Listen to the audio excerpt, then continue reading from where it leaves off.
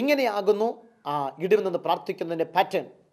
നാം ആത്മീകമായി ദൈവത്തിനും ജനത്തിനും മുൻപാകെ ഇടിവ് നിൽക്കുന്നതിന് മുൻപ് ചെയ്യേണ്ട ഒരു പ്രധാനപ്പെട്ട ഘടകമാകുന്നു ദൈവത്തെ ആരാധിക്കുക എന്നുള്ളത്.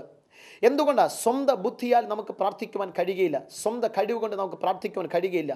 ബുദ്ധിപരമായി പ്രാർത്ഥിച്ചു കഴിഞ്ഞാൽ ബുദ്ധിപരമായിട്ട് മുന്നോട്ട് പോകുന്നതിന് പരിധിയുണ്ട്. നമുക്ക് മുന്നോട്ട് പ്രാർത്ഥിക്കാൻ കഴിയുകയില്ല. ഒരു രാജ്യത്തിന് വേണ്ടി പ്രാർത്ഥിക്കുക എന്ന് പറയുമ്പോൾ ഒരു രാജ്യത്തിന് ലക്ഷക്കണക്കിന് പ്രോബ്ലംസ് ഉള്ളത്, ലക്ഷക്കണക്കിനല്ല കോടിയിലധികം അത് വിഷയങ്ങളാണ് ഉള്ളത്. മാനുഷികമായി നിങ്ങൾക്ക് 1 കോടി വിഷയത്തിനു വേണ്ടി പ്രാർത്ഥിക്കുവാൻ കഴിയുകയില്ല. ആ സ്ഥലത്ത് ദൈവത്തിൻ്റെ കൃപ നിങ്ങളുടെ മേൽ വ്യാപരിച്ചേ മതിയാകുകയുള്ളൂ. അതിനകത്ത് ദൈവത്തിൻ്റെ കൃപ വ്യാപരിക്കുമ്പോൾ ഏതിനു വേണ്ടി എപ്പോൾ നിങ്ങൾ പ്രാർത്ഥിക്കണമെന്ന് ദൈവത്തിൻ്റെ പരിശുദ്ധാത്മാവിന് നിങ്ങളെ നിയന്ത്രിക്കുവാൻ കഴിയും. അതിനുവേണ്ടി ഏറ്റവും പ്രധാനപ്പെട്ട ഘടകം ദൈവത്തിൻ്റെ സാന്നിധ്യമാകുന്നു. ബൈബിൾ ഇങ്ങനെ എഴുതിയിരിക്കുന്നു, he's dwelling in the praises of his people. അവൻ തൻ്റെ ജനത്തിൻ്റെ സ്തുതികളുടെ മേൽ വസിക്കുന്ന ദൈവമായതുകൊണ്ട് നാം ദൈവത്തെ സ്തുതിക്കുമ്പോൾ, നാം ദൈവത്തെ ആരാധിക്കുമ്പോൾ, ദൈവത്തിന് മഹത്വം കൊടുക്കുമ്പോൾ എന്ത് സംഭവിക്കും? ദൈവത്തിൻ്റെ സാന്നിധ്യം അവരുടെ മധ്യത്തിൽ വെളിപ്പെടുവാനായി അഥവാ അധികമായി അനുഭവിക്കുവാൻ തക്കവണ്ണം ഇടയായിത്തീരും. ഉദാഹരണമായി പറഞ്ഞു കഴിഞ്ഞാൽ വെളിച്ചം കടന്നു വരുമ്പോൾ യോഹന്നാൻ സുവിശേഷത്തിൽ ഇങ്ങനെ എഴുതിയിരിക്കുകയാണ്, അവനിൽ ജീവനുണ്ടായിരുന്നു. In him was life. അവനിൽ ജീവനുണ്ടായിരുന്നു. ജീവൻ മനുഷ്യരുടെ വെളിച്ചമായിരുന്നു. ആ വെളിച്ചത്തെക്കുറിച്ച് വീണ്ടും പറയുന്നു, വെളിച്ചം ഇരുളിൽ പ്രകാശിക്കുന്നു, ഇരുടോ അതിനെ പിടിച്ചടക്കിയതുമില്ല. നിങ്ങൾ ദൈവത്തെ ആരാധിക്കുമ്പോൾ എന്താ സംഭവിക്കുന്നത്? സർവശക്തനായ സർവ്വവ്യാപിയായ സകലത്തെയും നിയന്ത്രിക്കുന്ന, സകലത്തെയും വിളിച്ചു വരുത്തുന്ന, സകലത്തെയും ഉളവാക്കിയ, എല്ലാവരുടെ മനസ്സിനെ ശോധന ചെയ്യുന്ന, പകൽ വാഴുവാൻ സൂര്യനെയും രാത്രി വാഴുവാൻ ചന്ദ്രനെയും അഥവാ ആഴിക്ക് മണൽ കൊണ്ട് അതിരിട്ട സർവശക്തനായ ദൈവത്തിൻ്റെ സാന്നിധ്യം നിങ്ങളുടെ മധ്യത്തിൽ വെളിപ്പെടുവാൻ തക്കോണം ഇടയായിത്തീരും. ദൈവം ഒരിടത്ത് വെളിപ്പെട്ട് കഴിഞ്ഞാൽ പിശാചിന്, പൈശാചിക ശക്തികൾക്ക്, ഇരുട്ടിൻ്റെ അധികാരത്തിന് അവിടെ വാഴുവാൻ കഴിയുകയില്ല. നിങ്ങൾ ദൈവത്താൽ നിയന്ത്രിക്കപ്പെടുവാൻ തുടങ്ങും. അതുകൊണ്ട് ഇടിവിൽ നിന്ന് പ്രാർത്ഥിക്കുന്നതിന് മുൻപ് നിങ്ങൾ ചെയ്യേണ്ട വളരെ പ്രധാനപ്പെട്ട ഒരു ഘടകമാകുന്നു ആരാധിക്കുക എന്നുള്ളത്. എങ്ങനെ നമുക്ക് ആരാധിക്കാൻ കഴിയും? അതിന് കീബോർഡ് വേണമെന്നില്ല, ഗിറ്റാർ വേണമെന്നില്ല, മിക്സർ വേണമെന്നില്ല, ആംപ്ലിഫയർ വേണമെന്നില്ല. നിങ്ങളുടെ ഹൃദയത്തിൻ്റെ ആഴത്തിൽ നിന്ന് ദൈവസ്നേഹത്താൽ നിങ്ങൾ ദൈവത്തെ സ്തുതിക്കാൻ തുടങ്ങുമ്പോൾ, ഹല്ലേലൂയ പറയാൻ തുടങ്ങുമ്പോൾ, ദൈവത്തിന് മഹത്വം കൊടുക്കാൻ തുടങ്ങുമ്പോൾ, കരങ്ങൾ വീശാൻ തുടങ്ങുമ്പോൾ, നടന്ന് വായ്കളെ തുറന്ന് ദൈവത്തെ സ്തുതിക്കാൻ തുടങ്ങുമ്പോൾ, ദൈവം തരുന്ന ഭാഷകൾ സംസാരിക്കാൻ തുടങ്ങുമ്പോൾ എന്ത് സംഭവിക്കും? അവൻ്റെ സാന്നിധ്യം അധികമായി വെളിപ്പെടുവാൻ തുടങ്ങും. He's an omnipotent God. അവൻ സർവശക്തനായ ദൈവമാകുന്നു. At the same time he's an omnipresent. അവൻ സർവ്വവ്യാപിയുമാകുന്നു. എന്നാൽ തൻ്റെ മക്കൾക്ക് വേണ്ടി അവൻ പ്രത്യേക സാന്നിധ്യമാകുന്നു വെളിപ്പെടുത്തുന്നത്. He will deliver his special presence. പ്രത്യേക സാന്നിധ്യം തൻ്റെ മക്കൾക്കായി അവൻ വെളിപ്പെടുത്തുവാൻ അവൻ സർവശക്തനാകുന്നു. അതുകൊണ്ട് ഇടിവിൽ നിന്ന് പ്രാർത്ഥിക്കുവാൻ തുടങ്ങുന്നതിന് മുമ്പ് ദൈവത്തെ ആരാധിക്കുക. ഒരുമിച്ച് പറഞ്ഞാട്ടെ, ദൈവത്തെ ആരാധിക്കുക. ഈ വാക്യങ്ങൾ വളരെ പ്രാധാന്യമുള്ളതാകുന്നു. അതിൻ്റെ റെഫറൻസൊക്കെ എടുക്കുവാനായിട്ട് താല്പര്യമുണ്ട്. പക്ഷേ സമയത്തിൻ്റെ പരിമിതി കൊണ്ട് ആ സബ്ജക്റ്റിലേക്ക് പോകാതെ ഞാൻ തൊട്ട് പോകുവാൻ ദൈവകൃപയെ ശരണപ്പെടുകയാണ്. ഒന്ന്, ദൈവത്തെ ആരാധിക്കുക. രണ്ടാമത്തെ മണ്ഡലമാകുന്നു ഇടിവിൽ നിന്ന് പ്രാർത്ഥിക്കുക. അതിനാധാരമായിട്ട് ചില വേദഭാഗങ്ങൾ നിങ്ങളോടൊപ്പം പങ്കുവയ്ക്കുവാനായിട്ട് ദൈവകൃപയിൽ ഞാൻ ശരണപ്പെടുകയാണ്. യെഹെസ്കേൽ പ്രവചനം അതിൻ്റെ 22-ാം അധ്യായം അതിൻ്റെ 30-ാം വാക്യം ഇങ്ങനെ വായിക്കുന്നു. നിങ്ങൾക്ക് ബൈബിളുള്ളവർ എടുത്താട്ടെ. യെഹെസ്കേൽ പ്രവചനം, എസെക്കിയേൽ ചാപ്റ്റർ 22 വേഴ്സ് 31 യെഹെസ്കേൽ 22:30 ഞാൻ വായിക്കാം, ശ്രദ്ധിച്ചാട്ടെ. ഞാൻ ദേശത്തെ നശിപ്പിക്കാതെ വേണം അതിന് മതിൽ കെട്ടി എൻ്റെ മുൻപാകെ ഇടിവിൽ നിൽക്കേണ്ടതിന് ഒരു പുരുഷനെ അവരുടെ ഇടയിൽ അന്വേഷിച്ചു, ആരെയും കണ്ടില്ല താനും. അടുത്ത വാക്യം, 31-ാമത്തെ വാക്യം. ആകിയാൽ ഞാൻ എൻ്റെ ക്രോധം അവരുടെ മേൽ പകർന്ന് എൻ്റെ കോപാഗ്നി കൊണ്ട് അവരെ മുടിച്ചു കളഞ്ഞിരിക്കുന്നു. അവരുടെ നടപ്പിന് തക്കവണ്ണം ഞാൻ അവർക്ക് പകരം കൊടുത്തിരിക്കുന്നു എന്നും യഹോവയായ കർത്താവിൻ്റെ അരുളപ്പാട്. അതിൽ ഇംഗ്ലീഷിൽ ഇങ്ങനെ വായിക്കുന്നു, NIV വേർഷൻ ആകുന്നു. I look for a man among themselves who would build up the wall and stand before me in the gap on behalf of the land, so I would not have to destroy it.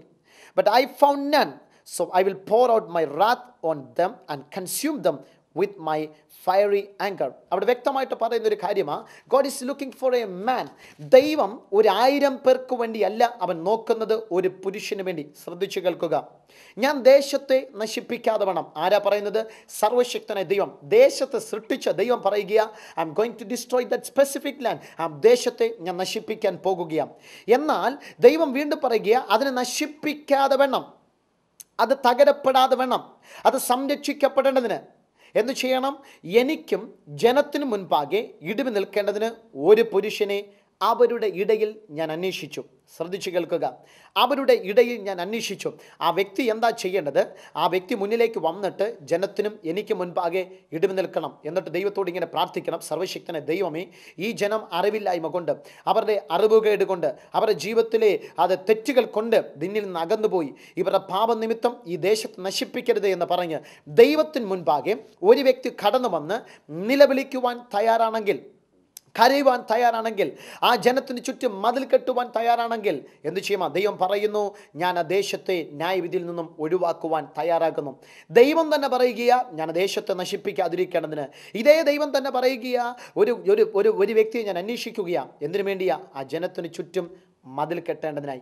ഇന്ന് പകൽസമയം ഈ പ്രത്യേക Bible class നിങ്ങൾ കേട്ടുകൊണ്ടിരിക്കുമ്പോൾ, God is looking for a man. ഒരു വ്യക്തിക്ക് വേണ്ടി ദൈവം അന്വേഷിച്ചു കൊണ്ടിരിക്കുകയാണ്. ഒരുപക്ഷെ ജനം പാപം ചെയ്യുന്നവരായിരിക്കാം, ഒരുപക്ഷെ ജനം വീണ് കിടക്കുന്നവരായിരിക്കാം, ഒരുപക്ഷെ ജനം ഒന്നിനും കൊള്ളാത്തവരായിരിക്കാം.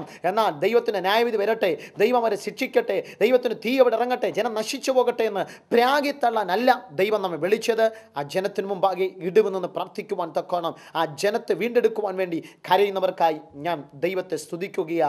ആ ഹൃദയമുള്ളവരെയാ ദൈവം അന്വേഷിക്കുന്നത്.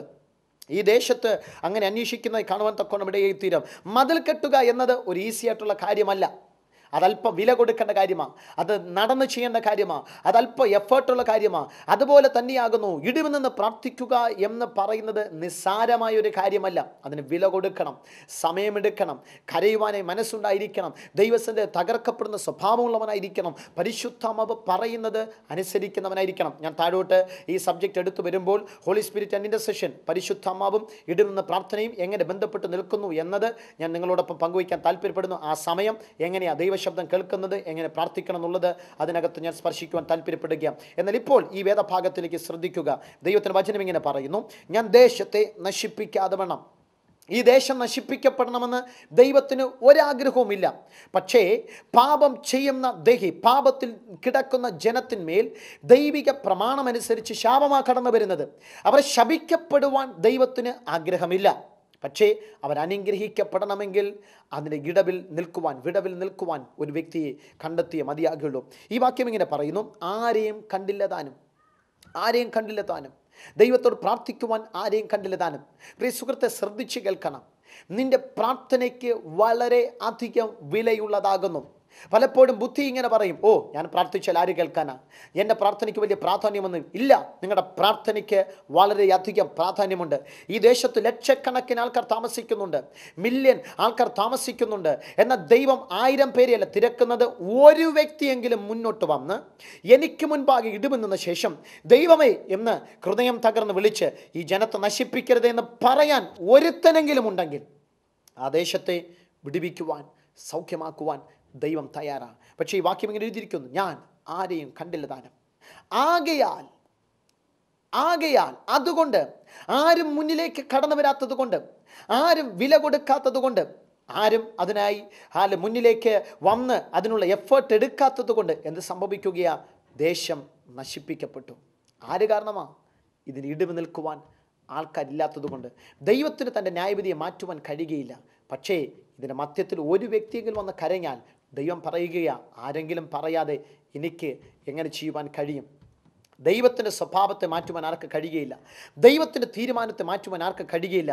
എന്നാൽ ഇവിടെ നാം കാണുന്നൊരു കാര്യമുണ്ട്, ഒരു ദേശത്തെ നശിപ്പിക്കരുത് എന്ന് ദൈവത്തിൻ്റെ മക്കൾ ആരെങ്കിലും മുന്നോട്ട് വന്നിട്ട് ആ ദേശത്തിന് വേണ്ടി കരയുകയാണെങ്കിൽ, ഇടിവ് നിൽക്കുകയാണെങ്കിൽ, ആ ദേശത്തെ ന്യായവിധിയിൽ നിന്നും വിടുവിപ്പാൻ സ്വർഗത്തിലെ ദൈവം സർവശക്തനാകുന്നു. കുടുംബങ്ങളെ വിടുവിപ്പാൻ ദൈവം സർവശക്തനാകുന്നു. സഭകളെ വിടുവിപ്പാൻ ദൈവം സർവശക്തനാകുന്നു. നിങ്ങളുടെ സഹോദരനെ വിടുവിപ്പാൻ ദൈവം സർവശക്തനാകുന്നു. നിങ്ങളുടെ സഹോദരിയെ വിടുവിപ്പാൻ ദൈവം സർവശക്തനാകുന്നു. ഇതുവരെയും രക്ഷിക്കപ്പെടാത്ത, ദൈവത്തെ അറിയാത്ത ആയിരങ്ങൾ വിടുവിപ്പാൻ ദൈവ സർവശക്തനാകുന്നു. പക്ഷേ അതിന് മധ്യത്തിൽ കരയുവാൻ, ഇടിവ് നിൽക്കുവാൻ, തകർക്കപ്പെടുവാൻ, മതിൽ കെട്ടുവാനായിട്ട് ദൈവമുൻപാകെ അത് ഇരുകരങ്ങൾ നിർത്തി കരങ്ങൾ വൃത്തിയ ശേഷം കർത്താവേ ന്യായവിധി അയക്കരുത് എന്ന് പറയുവാൻ ഒരു വ്യക്തിയെങ്കിലും ഉണ്ടെങ്കിൽ ദൈവം തന്നെ ന്യായവിധിയെ മാറ്റുവാൻ അവൻ തയ്യാറാകുന്നു. ആ വാക്യം ഇങ്ങനെ എഴുതിയിരിക്കുന്നു, ആകയാൽ എൻ്റെ കോപം അവരുടെ മേൽ പകർന്ന് എൻ്റെ കോപാഗ്നിയിൽ അവരെ ഞാൻ മുടിച്ചു കളഞ്ഞു. അവരുടെ നടപ്പിന് തക്കവണ്ണം ഞാൻ അവർക്ക് പകരം ചെയ്യും. അവരുടെ നടപ്പിന് തക്കവണ്ണം ഞാൻ അവർക്ക് പകരം ചെയ്യും. അവരുടെ നടപ്പ് നന്നാകണമെന്നല്ല ദൈവം ആഗ്രഹിക്കുന്ന, നന്നാകണം തന്നെയാണ്. എന്നാൽ അവർ നന്നായതുകൊണ്ട് ഞാൻ വിടുവിക്കാമെന്നല്ല ദൈവം പറയുന്നത്. അവരൊരു പക്ഷേ ഇപ്പോഴും നന്നായില്ലേലും അവരെ വിടുവിക്കുവാൻ ഇടിവിൽ നിൽക്കുന്നവന് കഴിയും. എന്തുകൊണ്ടാണ്? അവൻ പറയുക, ദൈവമേ 1 വർഷം കൂടെ കൊടുത്താട്ടെ, 2 വർഷം കൂടെ കൊടുത്താട്ടെ എന്ന് ഒരു വ്യക്തി പ്രാർത്ഥിക്കുന്ന നിമിത്തം ദൈവം അവന് രക്ഷപ്പെടുവാനായിട്ട്, തീരുമാനത്തെ മാറ്റുവാനായിട്ട് ദൈവം അവന് അവസരം കൊടുക്കും. അതിനായി പ്രാർത്ഥിക്കുന്നവർക്കായി ഞാൻ ദൈവത്തിന് നന്ദി പറയുകയാണ്.